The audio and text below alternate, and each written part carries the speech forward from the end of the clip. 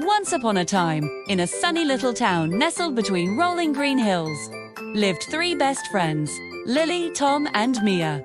They were an inseparable trio, always on the lookout for a new adventure. One bright Saturday morning, they decided to explore the old forgotten attic in Lily's grandmother's house, Speed Attic. The attic was dusty and filled with treasures from long ago, stacks of old books, forgotten toys, and chests full of peculiar clothes. As Tom rummaged through a large wooden trunk, his fingers brushed against something cool and metallic. "Hey guys, look what I found," he called out, pulling out a small tarnished oil lamp. Words. It wasn't shiny like the ones in storybooks. It was a bit grimy and looked like it had been sitting there for 100 years. "Wow, it looks like a genie's lamp," Mia exclaimed, her eyes wide with excitement. Lily giggled. "You've been reading too many fairy tales, Mia. It's just an old lamp." "Well, you never know," Tom said with a grin. "Maybe if we rub it, a genie will pop out." He held the lamp and gave it a good hard rub with the sleeve of his shirt. At first, nothing happened. They waited, holding their breath. "See? Just an old lamp," Lily said, a little disappointed. But just as she spoke, a wisp of sparkling purple smoke started to curl out of the spout, too. The smoke swirled and danced, growing bigger and bigger, until it formed the shape of a friendly-looking man with a twinkly smile and a funny curled mustache. He was dressed in shimmering blue silks and floated cross-legged in the air. "Greetings, little masters." The genie boomed, his voice echoing softly in the dusty attic, too. "I am Zazzle, the genie of the lamp. Thank you for freeing me. It was getting a bit cramped in there. In return for your kindness, I shall grant you 3 wishes, but choose wisely." The three friends stared, completely speechless. A real genie. It was unbelievable. After a few moments of stunned silence, they broke into excited whispers. 3 wishes. What should we wish for?" Lily whispered urgently. "I know, thing. I want a mountain of ice cream," Tom declared, his eyes lighting up. "That's a good wish, but we should think bigger," Mia said thoughtfully. "Something we can all enjoy." After a quick huddle, they agreed on their first wish. Lily, being the most sensible, stepped forward. "Oh, great, Genie. Zazzle," she began, trying to sound formal. "For our first wish, we wish for the most amazing, super-duper, fun-filled treehouse ever built, right in my backyard." Zazzle clapped his hands together with a chuckle. "An excellent choice. Your wish is my command." With a snap of his fingers, a swirl of purple magic shot out of the attic window. The kids rushed to look outside. There, in Lily's backyard, stood the most incredible treehouse they had ever imagined. It had a twisty slide, a rope ladder, a telescope on the roof, and even a small snack bar inside, stocked with their favorite treats. They cheered and raced down the stairs, their hearts pounding with joy.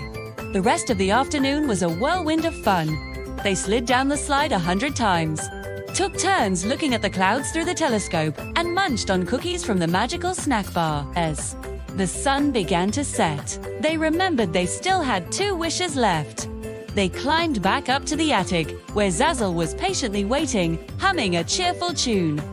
For their second wish, Tom had a brilliant idea. "I love animals," he said. "For our second wish, we wish we could talk to animals, just for one day." Zazzle's mustache twitched with amusement. "A fascinating wish. So it shall be," he snapped his fingers again, and a soft, shimmery golden light washed over the 3 friends. At first, they didn't feel any different. But then, Lily's cat, Patches, wandered into the attic. "Meow," said Patches. But to the kids, it sounded like, "Hello there. What's all this commotion about?" They gasped. They could understand him. They spent the next hour chatting with Patches, who told them all about his adventures chasing butterflies and his favorite napping spots. They ran outside and talked to a cheerful robin, who sang them a song about finding the juiciest worms. They even had a conversation with a grumpy squirrel, who complained about other squirrels stealing his acorns. It was the most magical day of their lives. Finally, as night fell, it was time for their third and final wish. They sat together in their new treehouse, looking up at the starry sky, thinking hard. They could wish for endless toys, or a trip to the moon, or all the candy in the world, but they had already had so much fun together. Mia looked at her friends and smiled. "I know what our last wish should be," she said softly. "We've had the best day ever because we've been together. So, for our last wish, we wish that our friendship will last forever and that we'll always find adventures together, with or without magic." Lily and Tom nodded in agreement. It was the perfect wish. They went back to the attic and told Zazzle their final wish. The genie smiled, and this time, his smile was warmer and more genuine than before. "That," he said, his voice full of kindness, "is the best wish I have ever had the pleasure of granting."